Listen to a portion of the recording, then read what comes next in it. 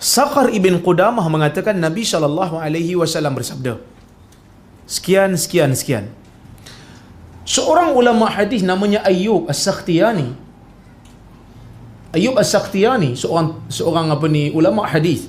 Dia kata, falaqitu Sakhar ibn Qudamah fasa'altuhu anhu. Aku pergi cari Sakhar ni kerana hadis ni disandarkan pada dia. Aku pergi cari dia. Pergi cari dia. Aku tanya dia tentang hadis ni. Dia kata, falam ya'rifu. Dia pun tak tahu.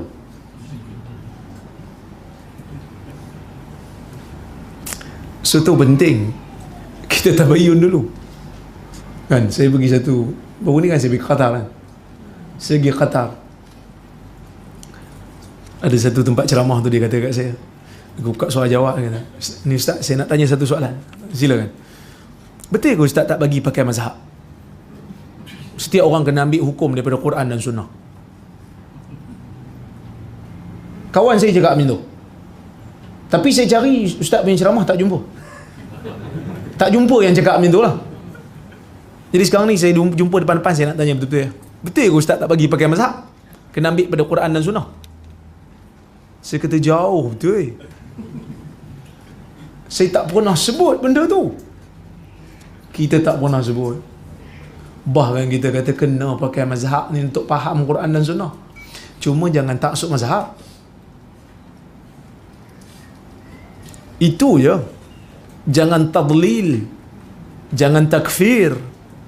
Kerana empat-empat mazhab ini kesemuanya berada di atas kebenaran. Kebenaran tidak hanya terkurung dalam satu mazhab. Kadang-kadang kebenaran itu boleh ada pada mazhab yang lain daripada mazhab yang kita pegang. Tu yang saya maksudkan. Tak pernah saya buat hukum baru saya sendiri punya pandangan, saya tak nak buat.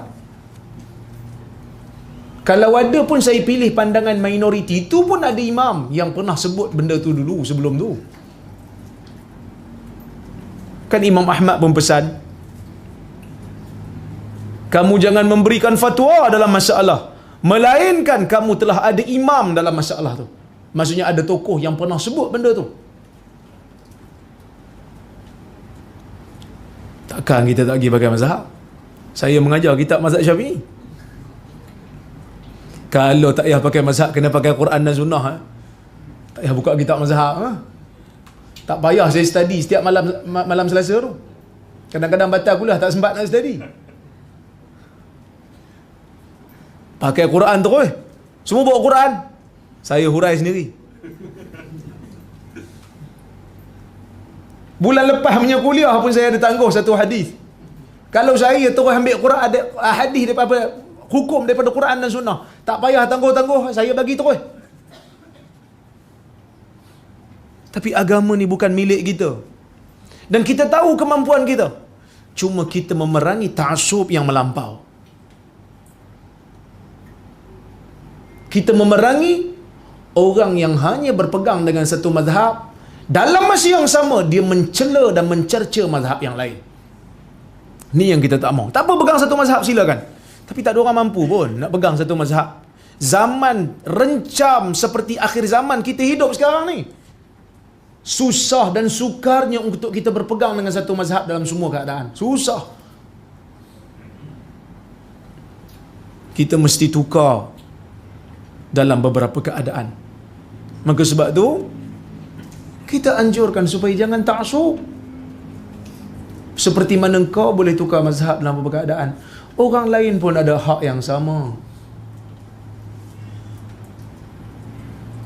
Dia kata puas hati lah dengar. Maksudnya tak betul lah kawan saya itu difitnah. Siapa macam ni?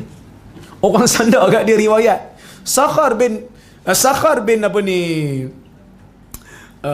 Qudamah mengatakan Nabi SAW bersabda. Orang pergi tanya dia, betul ke Nabi kata? Engkau kata Nabi kata? Bila aku kata aku tak tahu apa dia?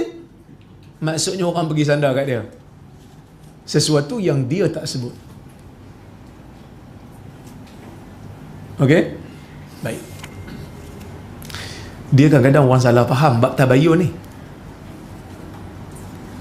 Tabayun lah sikit kan? Tabayun ni maksud apa? Tabayun ni maksudnya kena semak. Semak untuk apa? Semak nak tahu betul ke tak dia cakap.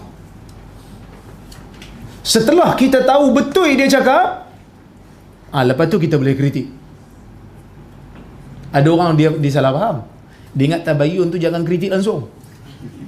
Pergi jumpa senyap dalam bilik, tak semestinya.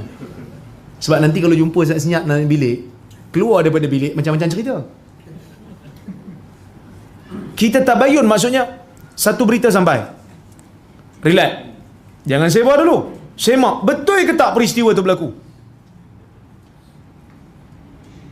Satu tokoh telah pergi contohnya ke Iran, so kita tabayun betul ke tak, cek betul, baru kita boleh kritik. Boleh faham? Bukan maksud tabayun tu tak boleh kritik. Tak. Kritik. Setelah pasti benda tu berlaku. Proses tabayun nak pastikan sabit ataupun tidak berita yang sampai. Pandangan kita pada peristiwa tu bukan tabayun. Pandangan kita pada peristiwa tu, penilaian kita pada peristiwa tu bukan tabayun. Tu penilaian kita. Sesuatu peristiwa berlaku, kita tak setuju, kita boleh kritik. Tapi pastikan dulu peristiwa tu betul-betul berlaku. Kalau peristiwa tu tak berlaku, kita kritik, maksudnya kita tak tabayun. Boleh faham?